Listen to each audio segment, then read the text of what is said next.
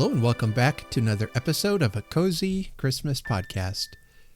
Now with 100% fewer political ads. Hopefully by the time this episode drops, the election is over. We can put that behind us and look ahead to celebrating Christmas. However that turned out, whether you're happy or angry at the results, my message to you has always been, you are welcome here, and I want this to be a place where you can relax, enjoy the spirit of Christmas as I try and keep it all the year. So welcome to the Cozy Christmas Podcast.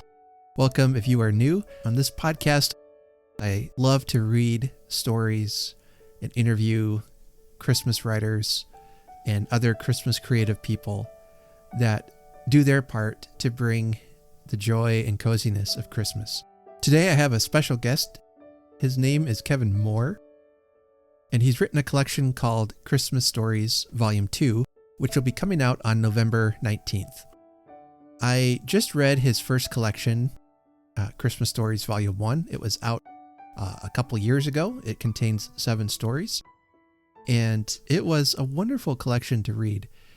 Many of the stories dealt with some very sad subjects, but as I mentioned in the interview, through it all, there is a feeling of hope and a restoration of joy. There are stories of redemption, anything that you might enjoy for a Christmas season. I'm looking forward to sharing this interview with you today. I think once you get to know Kevin, that you'll agree he is someone who loves Christmas and keeps the spirit of Christmas alive. Just one quick announcement. I am still trying and hoping to collect some recipes and stories from you, my listeners. Do you have a favorite recipe or a favorite story involving food or treats at Christmas time? I'd love to hear from you. You can send me an email at cozychristmaspodcast@gmail.com. And also you're welcome to join us at the Cozy Christmas Book Club. We read Christmas books off and on throughout the year. We've probably just here recently, we've got a new one coming out, a new one coming up here that we're going to read. So you can find us on Facebook. Now stay tuned for my interview with Kevin Moore.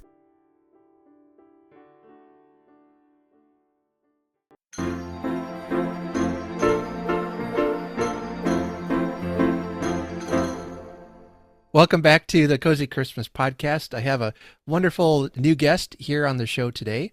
His name is Kevin Moore, and he wrote a couple years ago a best-selling collection of Christmas stories, simply titled Christmas Stories, 7 original Christmas short stories. Well, good news, this coming November, we'll have a new Christmas collection from Kevin, and I, for one, am looking forward to reading that. So, Kevin, welcome to the Cozy Christmas Podcast. Oh, it's great to be here. Thank you for inviting me. You're welcome. Can you tell us a little bit about who you are and how you got into writing and what drew you to tell Christmas stories? Okay, so my name's Kevin Moore, and I grew up in Manhattan in New York City, and I always had a very active imagination. So, like, I was the kid that the parents and the teachers would always be like, you know, stop daydreaming, wake up, your country needs you, those kinds of lines. Get your feet on the ground, because I always loved to read first. I love to read.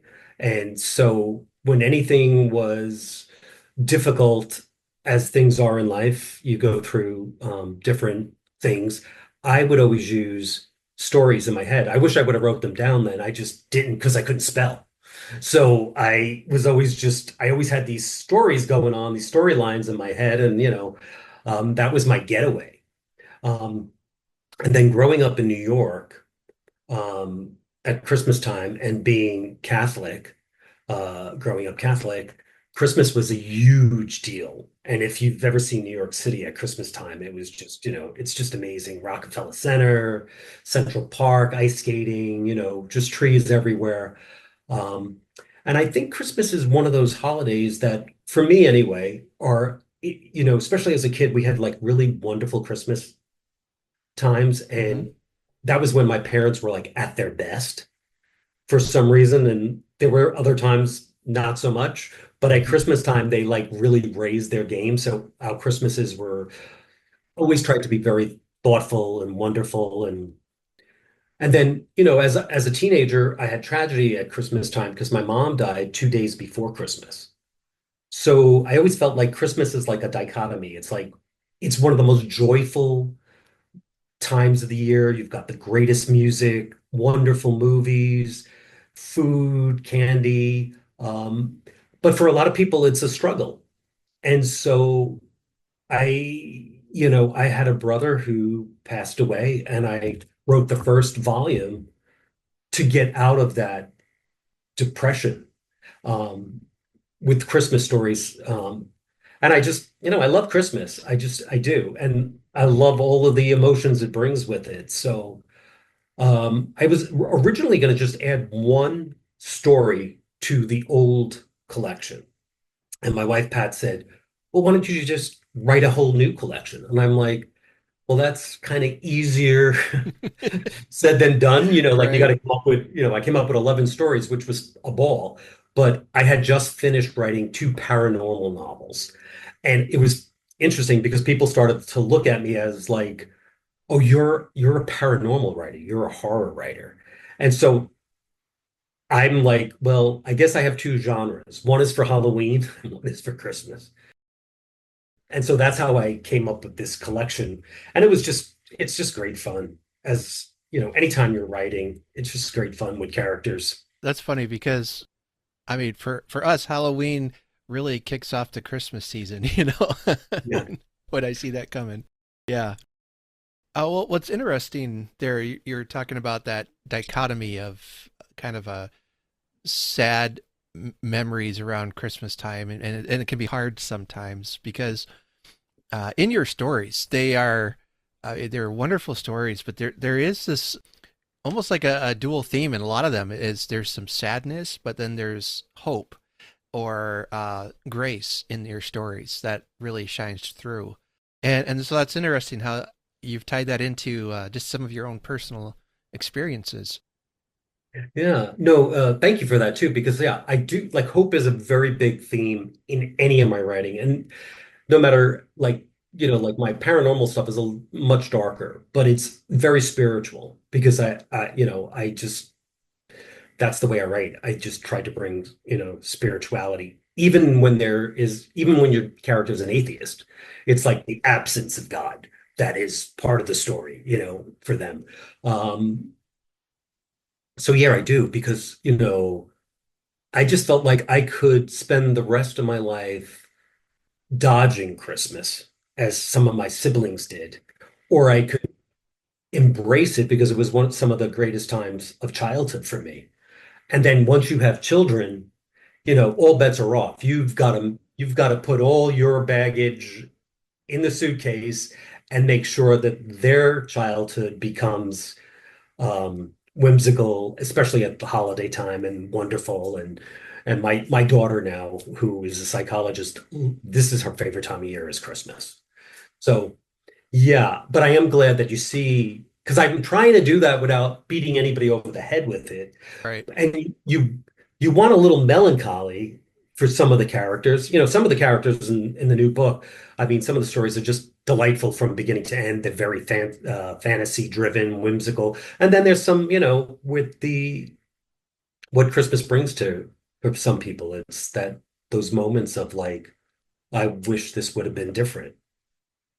Yeah. I mean, and that's true for all of us. I think there's always something that happens, it seems, that could take our joy away, even at Christmas time. This year, I hadn't really planned on it, but it seems like my last couple of episodes are kind of surrounding this idea of when Christmas is hard, how do we reclaim that joy? And I mean, I had a guest on just a couple of weeks ago talking about that very topic. She wrote a book about how her experiences and that were hard, but then she decided, I want that joy of Christmas back. I'm gonna Yeah, claim it, yeah, and making that I like effort. that. Yeah, Yeah, I like that. Because it's true. I mean, like, they yeah, say in life, you choose to be happy or not. So, Right. and then Christmas, it is a magical season, you know? I mean, you have, you know, the spirituality, like wherever you're coming from with it, whether it's the original story, right? The birth of Jesus, right where it started, the giving part, right? God gave his only son. Or, and then you have that whimsical Santa Claus kind of figure. And then the history of Santa Claus is so fascinating because, you know, Santa Claus started as Saint Nicholas, Mm-hmm. right? And Mm-hmm. then everybody's add their little tweets. And then the Santa Claus we know originated in a Coca-Cola ad with the red suit Right. and, you know, so, and there's so many things you could do with it. And there's so many ways to be happy. And the food is always flowing. And, right? Sometimes too much. Yeah. Yeah, yes, absolutely. And then, you know, what time, you know, what time of year do you find where you get the kind of music you get at Christmas? So there's so many things to just enjoy. And, you know, with respect to somebody who's maybe not as like, maybe struggles with the holiday and to be aware of that. And that's why I love to have some characters in my books, especially at Christmas time, with that pull, you know, of like, well, I want to enjoy this, but I'm still holding on to something else. Yeah. That journey of learning either to let it go or to process it in a healthy way can often then lead you to a place of joy. Yes. Even if that joy is tinged, with sadness, like kind of quoting the Inside Out movie. But even if it has some sadness to it, we can still have find a reason to be joyful. Yeah. No, I like that. And you know, I'm glad you brought that up, Art, because it's like when you talk about, you know, finding the one thing even if, you know, it's the story is maybe a little rougher, that there's that little bit of hope, you know, like one of the stories in the book is about this the boy who wants to create the giving tree.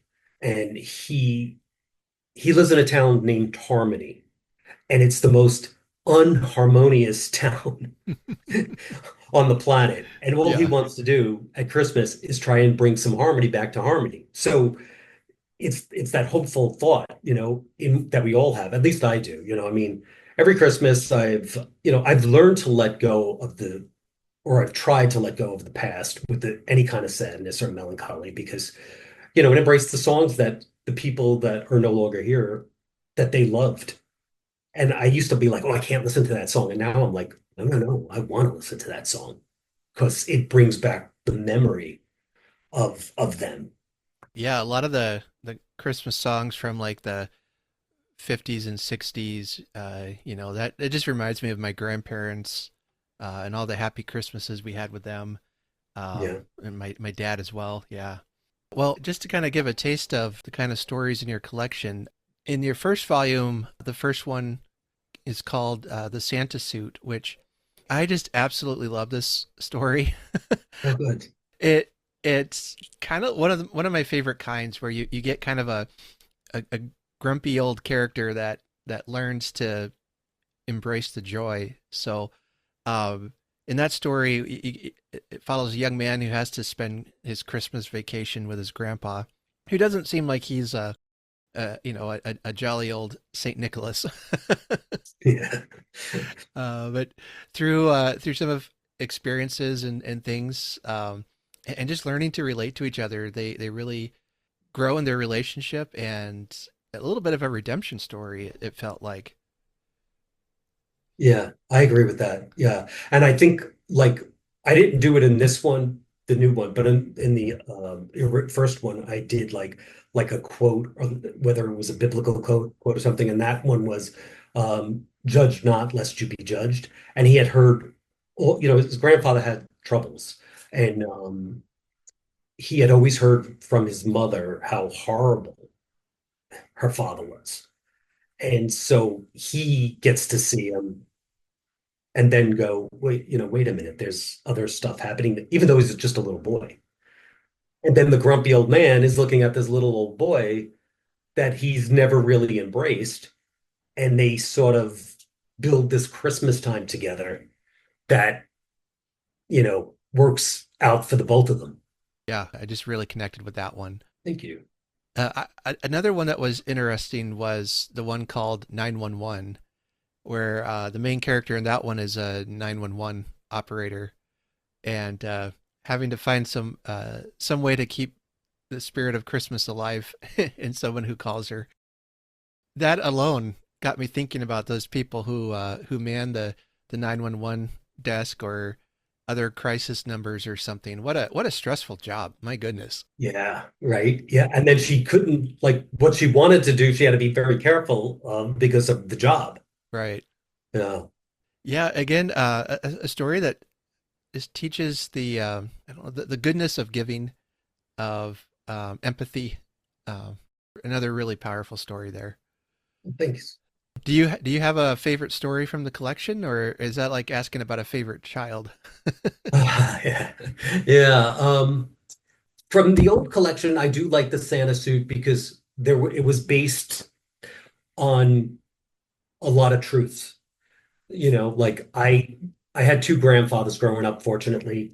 One of them was like a really easy to get along with, nice, always over at his house. The other one was kind of the grumpy grandfather that really didn't want you around. You were always making too much noise. Um, Also, where the setting of the story was based on these Italian American guys out here in Studio City who always used to put on a Christmas party for these children who were disabled. And it was such a big thing for them. And you could see the nerves and everything. And so it was like I do like that story. I also like the story Comfort and Joy. Uh, it's about the lawyer and she her past and then she has this opportunity of starting over with a child that is going to be abandoned for certain reasons.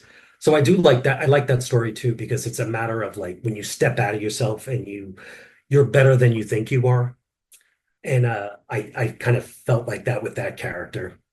But Hmm. no, yeah, it is hard. It's the same thing with this new book. Yeah. I There's some stories that I just love in there. Like there's this the one story is Phineas Fitzgerald's Christmas List, and it's whimsical, and I really like that little boy. But I also like the story, and these are the two longest short stories. That's Phineas Fitzgerald's Christmas List. It's very whimsical and fantasy, and then The Sound of Snowflakes Falling, which is a story of like what we were talking about, that person that is having like some really massive inner struggles. And two things happen to him in that story is he feels like he can hear the sound of the snowflakes falling. It kind of keeps him alive.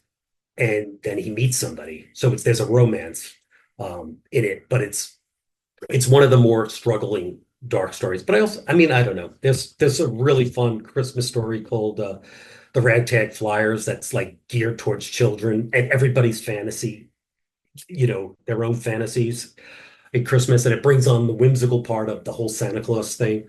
Um, I like A Very Pink Christmas, because it's about the giving part, like you were talking about. It's like this person that's learns the true meaning of Christmas, and her name is Harlow Harper, and she's just this like kind of fashionista, and is like sort of into the material side of Christmas until she's not. It sounds like a great variety of stories that we can expect coming up here. So, do you have what are your writing plans for the future? Are you going to write more Christmas or more go back to horror, or what do you Yeah. think? Funny you should ask. So this one comes out on November 19th. I have a book, a series called The Book of Souls. I don't know if you had a chance to look at that, but it's about a teenage boy, Jack Kelly, and uh, he falls through an abandoned boarding house. And when he wakes up, he has these psychic abilities, but he also has this clear memory of a family that he was raising. and the doctors are telling him that it's a brain injury, it's an insult, and that it's a false memory. And then the whole series is based on, is it really a false memory, or is it a time difference, like the time not being linear in his world. So I did the Book of Souls. It was an Amazon editor's pick. It was got some good stuff going on there. And then I did the Book of Demons. To answer your question, I just finished the third book and it's been edited and it'll be out in early 2025. And it's called Pandora's Box and the Lost Boys. And that continues the Jack Kelly story. And then I finished this other book that just went to an editor called Waking Sleeping Beauty, and it's a spiritual thriller set in Los Angeles about three very different women. So you really swing back between horror and cozy. I like it. Yeah, I do. I Yeah, try to because growing up, I never was like into just one, right. I started with like probably everybody, Dr. Seuss. Like my mother used to get the Dr. Seuss books and then, the Hardy Boy books. Hmm. And, so I love the thrillers. I love movies, and I love Christmas music and movies. So yeah, I don't think I have to. I'm too old to be fit to sit in one box. You know what I mean? There Like you go. I just have things that I need to get out now because I started writing a little later, and I've got all of this stuff that I want to write about and characters that are. I have piles of stuff here. I used to write screenplays, and I'm trying to turn some of the screenplays into novels, including Waking Sleeping Beauty, which was not its original name or its original, and the theme has changed. Once I started rewriting that screenplay, I was like, oh no, this is a better story. So, but there's still, that's a an adult story, not so cozy. Right, right. Well, that's okay. I read a variety as well. I would get bored reading just the same genre over and over. So, Yeah, yeah, yeah, and I just can't write it. But yeah, Jack Kelly has gone on. I thought I was going to be done, one and done there, and then I wrote a yeah. second book with him, and he's kind of a fun character, and he really is. There's a lot of me in him because the story is set in New York City when I was a kid. I've been out in Los Angeles for a long time, but so he has a lot of my history in there. So and it's fun. And it's about that paranormal thing. It's like, do you believe in ghosts? You know what I mean? That kind of thing. Hmm. And some people are like, "Pff," but there's that fantasy, like with Halloween coming up, right? We have all of the Yeah, little things that go bump in the night. right, right. Yeah. Start taking my dog for a walk at night and like, okay, is somebody following me here or what? You know? Yeah, yeah, yeah, right. And how do you build on that? Where does that become? You know? With an active imagination, I'm terrified by the time I get home. So, Yeah, yeah. No, and yeah. I love that stuff. Yeah, well, let's talk a little bit about just some Christmas traditions and memories and things. I like to do that just to get to know my guests a bit more.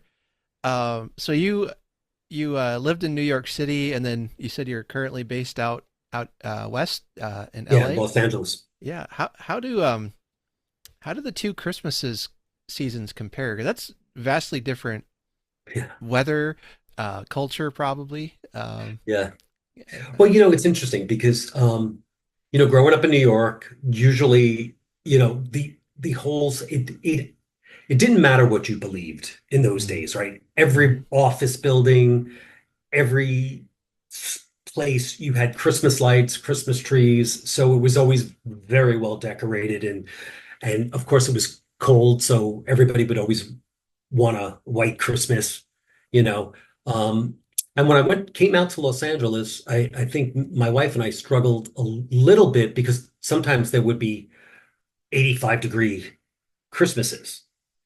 But then we realized that Christmas was really about what you create. And so we started very early on in our marriage. We on Christmas Eve, because we believe in giving presents on Christmas Day, not Christmas Eve. But on Christmas Eve, we would exchange ornaments. And now we have like the most amazing ornaments from the time when we were very young. And then we started just doing it with our children rather than with each other because we just had too much ornaments. So that was a tradition we brought, and LA likes to celebrate Christmas. The funny thing is that you go looking for an ice skating rink, and sometimes it's warm, and it's like a little slushy. It's not like, so, and Yeah. they're working so hard, and you've got somebody in a suit that's sweating their butt off. Uh, but everybody, we've got a big culture here that really enjoys Christmas. And there is a there's a cemetery, the San Fernando Cemetery, that is it's a Catholic cemetery. Hmm. And at Christmas time, my father's buried over there. So at Christmas time, I've never seen anything like it. It's People bring little trees, decorate like fully like Christmas. They decorate the grave sites. And it sort of takes that sorrowful, sad, cryptic thing out of the holiday. So you just find so many different things out here than I would on the East Coast that are like, I never go to a cemetery on the East Coast and find a Christmas tree on somebody's gravesite. Uh, that might have changed. I mean, it might sound a little weird, but it's sort of like you get there and it kind of brings out the better part of and the less sadness. Hmm. No, that I live in Iowa in a rural community, and we have a couple old cemeteries just on the outskirts, and I don't think I've seen it decorated for Christmas, but they do during the summer, especially. They'll decorate, and like Memorial Day, they'll make sure the graves are decorated with patriotic colors and all that. Um, if the weather allowed, I could see my town doing that though, because they have a Yeah. great respect for those who have passed. Yeah. Yeah, And I think it's I don't know, it was like when we first saw it, we were like, oh wow, like, and then we were like, I like this. yeah. Because it's interesting because my dad lived until, out here. My mom, as I said, had died early when I was a teenager. And the cemetery she's buried in, I've never seen anything like that. It's always very, like when I get there, it was always a little more solemn. And then all of a sudden at Christmas here, we're like, people are bringing Christmas trees, fake Christmas trees and wreaths and ornaments. And it's just to get back to your question of like, what's it like, the differences. And it's like, there's a lot of cultural differences and fun. And my little block here, everybody always hands something, leaves you something, whether it's a box of cookies, a box of popcorn, or a bottle of wine, something. We try to like, even though we may not be in each other's houses, Yeah. entertaining, but everybody tries to bring that warmth. So I like that. Yeah, we have neighbors who will routinely bring by Christmas cookies or some kinds of goodies. We kind of get into this that spirit as well. My wife and I will usually make far more cookies than we should be allowed to eat. So we Yeah. we try to get rid of them. Yeah, that's fun though, because then you Yeah. can give them away, Yeah. like yeah.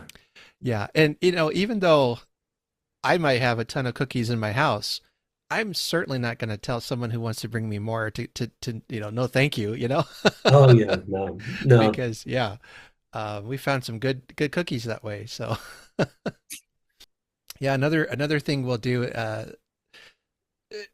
There are sometimes you'll find like a whole package of goodies and things on your porch, and it's not the same person at the same house every year, but it sometimes it's different. I don't know what drives them to do it or who does it even, but maybe the gossip mill in town is quite active. So if you're having some kind of trouble, somebody's going to know about it, and Okay. don't be surprised to find a cheerful box of goodies on your porch or something, to Oh yeah. just to bring a smile to your day. I love Yeah, that. yeah. I actually, in my first book, there is a story about a little girl. Oh, Christmas tree. Yeah, it's about the time travel Christmas tree, but there's the girl who Right, there's somebody in that town that keeps dropping these baskets off and nobody knows who it is. And she's right. like her whole Christmas season is about trying to find out, trying to find who the person is. Yeah, yeah. We have I think several people like that here in town who will do that. And I just love seem that. yeah, yeah, I remember reading that story and I'm like this sounds like the town I'm living in right now. Yeah, no, that's Yeah, good. And that's the difference I think between like when you're living in a small town.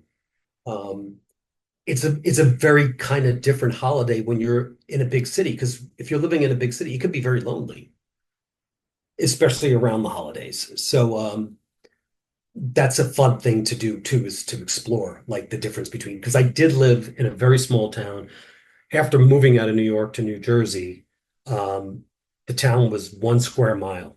And it was such a culture shock for me because I went from this gigantic city of Manhattan and subways and cabs and buses and to this one little square mile town. And, so yeah, like it's so much to do with Christmas with the from small town to medium town to big city. You've got a lot to play with. yeah. We used to live near Des Moines, which is the capital city, and right now we're about 45 minutes from Omaha, so we could still go either way for big city celebrations. But in some of those towns, if you show up at someone's doorstep, you might get shot. Yeah, You yeah, know, so yeah. I know uh, that's so sad. it was a bit of a culture shock, moving out to the country when, just completely different vibe, and really friendly, and I enjoy that very much. Um, Can I ask you something? yeah, What's your dog's name? Pumpkin. Pumpkin. Yep, So his yep, season's coming up. that's right. Yeah, she's a Australian Shepherd, and she's white and orange.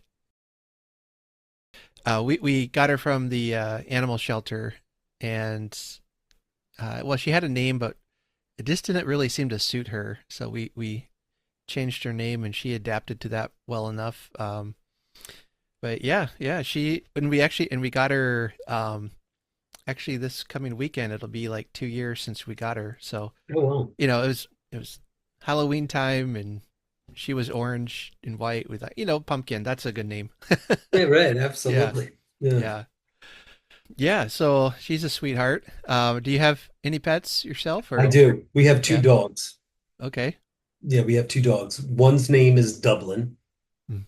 after the city in Ireland, Mm-hmm. and the other one is named Jersey, after the state. Okay. And Jersey fits his name, and Dublin fits his name, because Dublin is like a very zen, easygoing kind of dog, and Jersey always thinks he's on patrol, even though he's just a little pug, Yeah. you know. That's great. Ours, she loves to take a nap, and she's very, I mean, for an Australian Shepherd, she's very relaxed most of the time. But you get her outside, and if she sees a squirrel or a car or a rabbit, she is off like a rocket, just Yeah. trying to chase that thing. And yeah, we don't hold on to her, especially by the street. It could, it could get tragic pretty Yeah. fast. See, But that's exactly what Jersey does. I don't know yeah. why he thinks he's a hunter, but it's a squirrel, a lizard, a bird, Hmm. It's like, what are and you gonna he's do? off and running. Yeah, she did almost catch a squirrel once, and I'm like, what are you gonna do with it if you catch it? You know? Exactly. I said it to him all the time. What are you going to do with it, Jers? Yeah.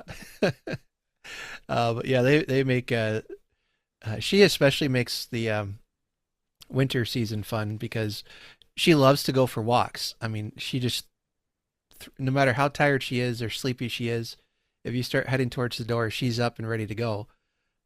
So this past year, we had a pretty mild winter, except for a couple of weeks in January. It was just brutally cold and blizzards, and Oh, she's wow. like, "Let's go, let's go!" Oh, this is the fun time. Yeah. Yeah, she was outside just frolicking in the snow that's probably deeper than she is tall. Oh, wow.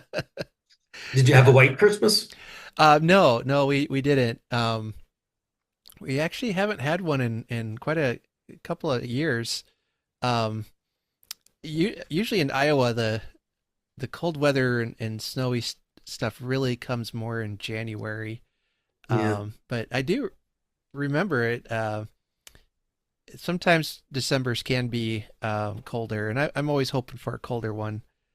But this year in October, we've had temps in the upper 70s and even low 80s a few times, and that's kind of unusual. For So you? I'm Yeah. for us, Yeah. yeah. That's run of the mill for you, I'm sure. Yeah, I know we've had 100 degrees in October this year, which Yeah, October is more of a summer month for us.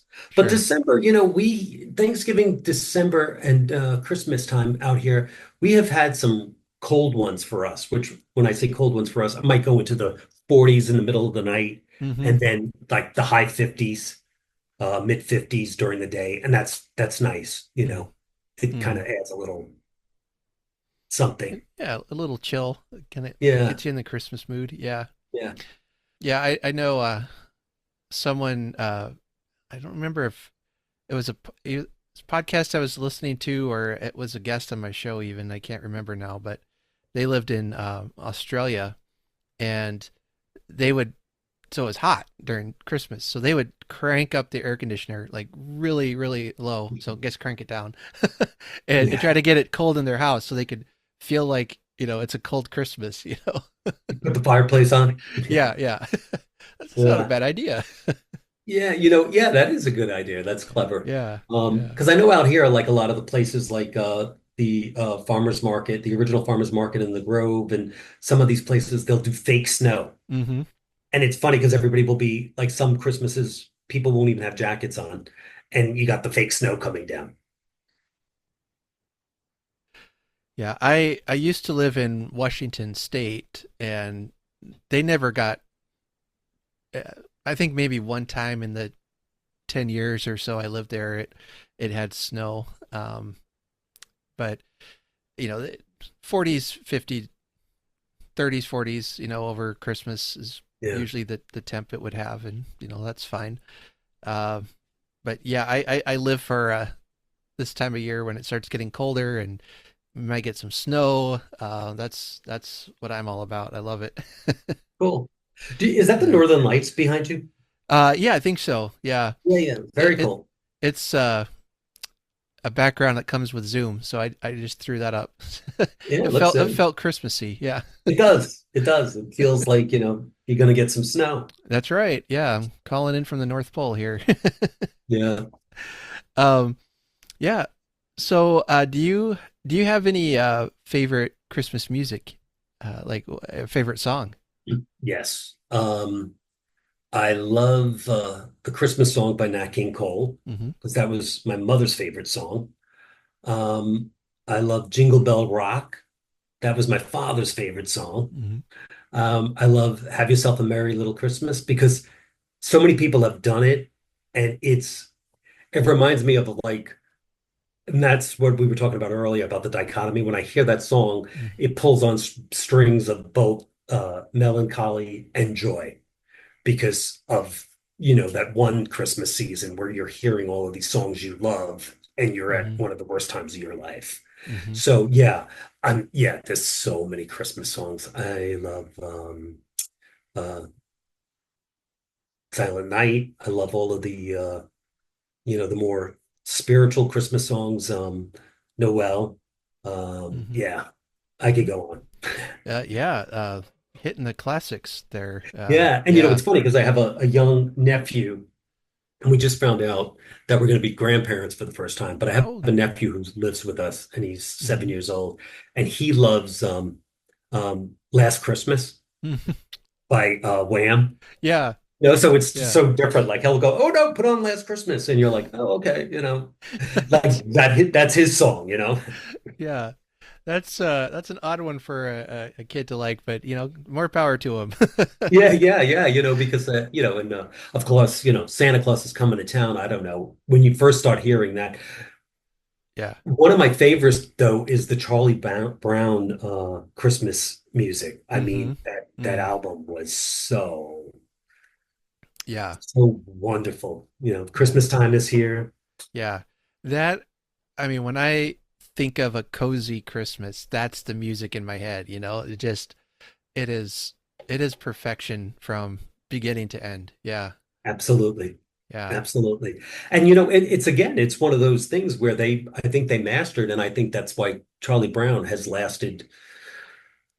That is such a classic because, Hmm. it came out in 65. So I was like 5 years old. Hmm. And it was the sentimental, right? Because there's a lot of melancholy in there with the hope and the joyful Hmm. and that a jazz kind of take on some of those Christmas songs. Just I agree with you. You have to have that on at Christmas time. That's a cozy moment. Everybody still in my family goes, "Did you catch Charlie Brown?" You Hmm. know, and now you could get these things. Back in the day, it was going to be on at December 3rd. If you missed it, you missed it. Hmm. Now you could find it in 1,000 different places. Hmm.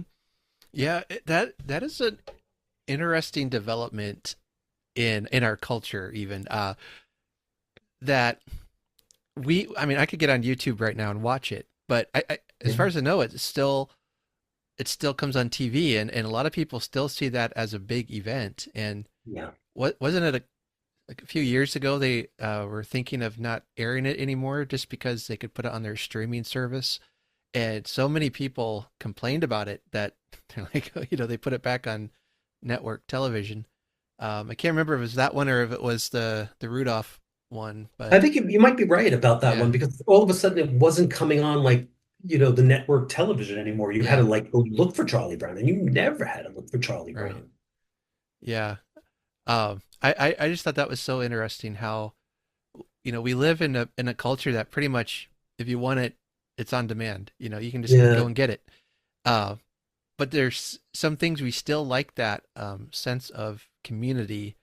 Where we know like, hey, this tonight it's on TV. Everyone changed their plans. We're gonna watch this. yeah. Put aside a half hour, and that kind of really kicked off the Christmas season. Yeah. You had Charlie Brown, and then you had like, the big ones, right? You had Rudolph the Red-Nosed Reindeer, you had the Grinch, uh, Hmm. you had Frosty. Like when you were a kid, you had to watch those. And then when my kids were little, they had to watch those. Hmm. Yeah, I can remember watching them as a kid, and like on Christmas Eve. So I don't know. I feel like some of them were on TV, and some of them my dad might have recorded.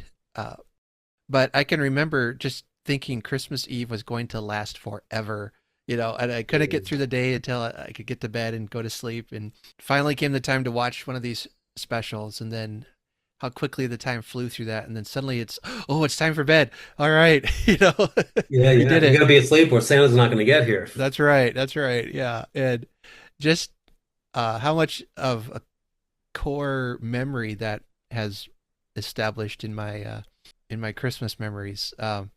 Yeah, our kids have different movies and things they like now, but Yeah, see that same passion and nostalgia they have for it. yeah, that joy. Yeah. Yeah. That was one of the things. So you were talking about tradition. Like we used to always host Christmas here at the house. Like we'd have Christmas dinner. Mm-hmm. And we would always put something under the plate. So everybody would have to go around and we would do what's your favorite movie? What's your favorite song? Or tell us a memory. It doesn't have to be, what is a memory that stands out for you during a Christmas season?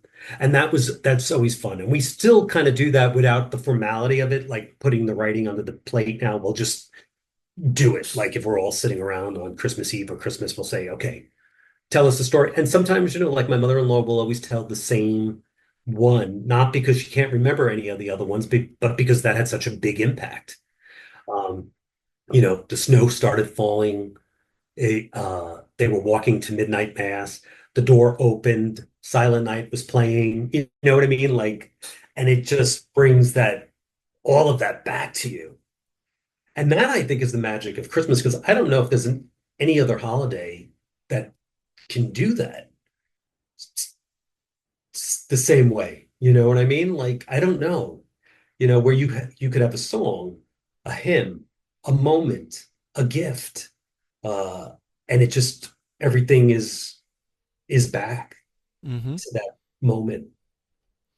Yeah, yeah. It's such a powerful memory or moment in our life that I understand why sometimes you get some of the fiercest arguments and fights at Christmas time versus other times of the year. So it's that heightened emotion, and maybe you can get caught up in the stress and, oh, I got to have everything perfect, and if it's not, it's a complete ruin. Yeah, But then on the other hand, it can also be a time of year when those arguments stop and things yeah, like that. It's you never know which way it's gonna yeah, go. yeah. No, it's true. It's like that heightened emotion again, and hopefully the heightened emotion is joy or hope. Right. And then you put all of those little quabbles. And I think one of the things to is not to look for perfection because perfection is sort of overrated, Mm-hmm. especially at the holidays, you know what I mean? Because the things that happen that cannot be planned are the ones you hold on to. Right. My wife is just really good at that, and I mean it's something we've both been trying to learn. That we have plans and everything, but if something happens, gonna be okay. Yeah. We're with each other. We can have fun. We can make memories, even if the cookies get burned. Yeah, right. Right. Or somebody didn't show up or. Some of our favorite memories are things that have gone wrong. This one was over Thanksgiving. I think it was the first Thanksgiving we were married, and we had my mom or my dad and stepmom were over, and maybe some other family, and my wife was really trying to make a nice dinner for everyone, and she couldn't find what happened to the stopper in the from the drain in the sink.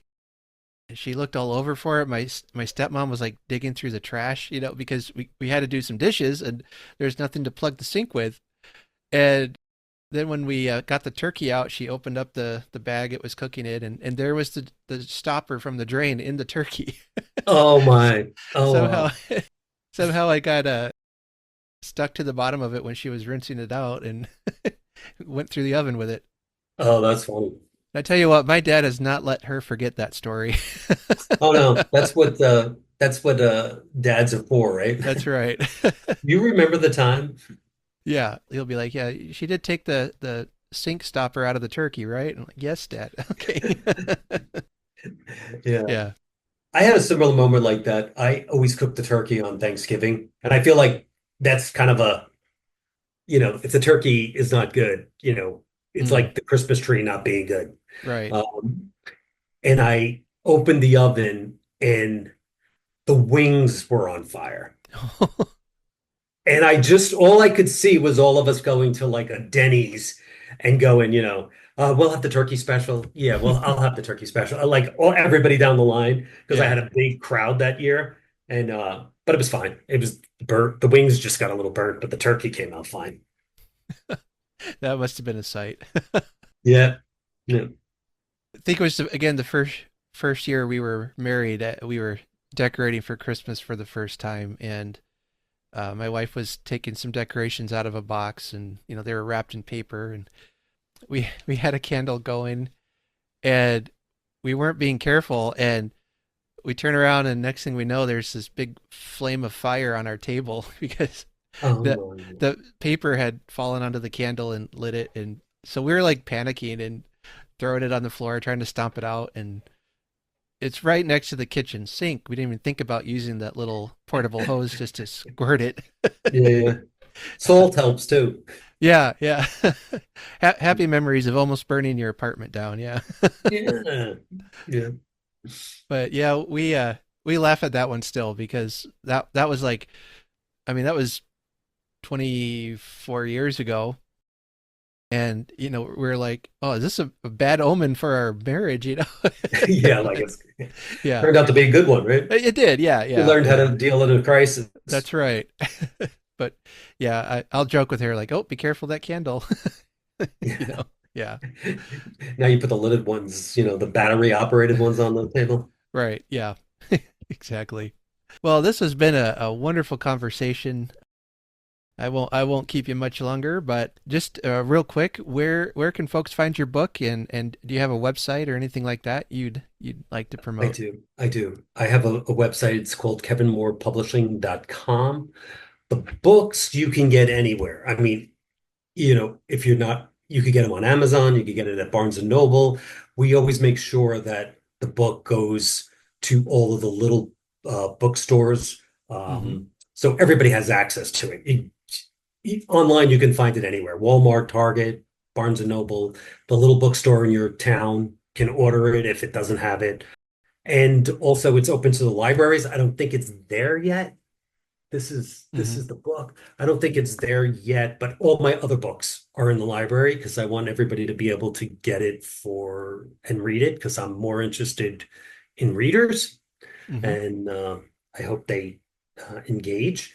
And then on my website, you can also find my email. So whoever reads it, if they want to communicate with me, I am more books 59 at Gmail, and I like to engage, and I do book clubs. I've done that through with a variety of people through the Book of Souls. So if you have a book club and you do it, invite me, and I'd love to talk with you guys and about the stories.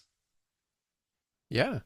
Yeah, absolutely. Well, that's great. I love the library myself. Growing up, I couldn't afford to get books, but I had a good library nearby, and they kept me well with a lot of reading material. So Yeah, right. I mean, the same with me. Like I lived in New York City. We didn't know, maybe you bought a book every once in a while. I think my mother bought the Hardy Boys series just because, yeah, she wanted us reading. But on 23rd Street, around the corner from my school, 23rd and 2nd Avenue was the library. And if I wasn't there, I was at the Boys Club. But that moment of getting your library card and them stamping that book and the yeah, smell of it, it's just, yeah. Nothing better than that. Man, I with a library card, I thought, all right, I am king of the world right now. You know? yeah, you were, because you could go Yeah, anywhere and do any adventure with any book yeah, that you could find. yeah. Absolutely. All right. Well, thank you so much for coming on the show today. And folks, I'll have a lot of the websites and things he's mentioned in the show notes, so you guys can check that out. And Kevin, I hope you and your family have a Merry Christmas. Merry Christmas to you, and this was a pleasure, and thanks for inviting me. I had a ball. We'll have to have you back on again. Well, you All take right, I care. love that. All right, take care, Art. Thanks again.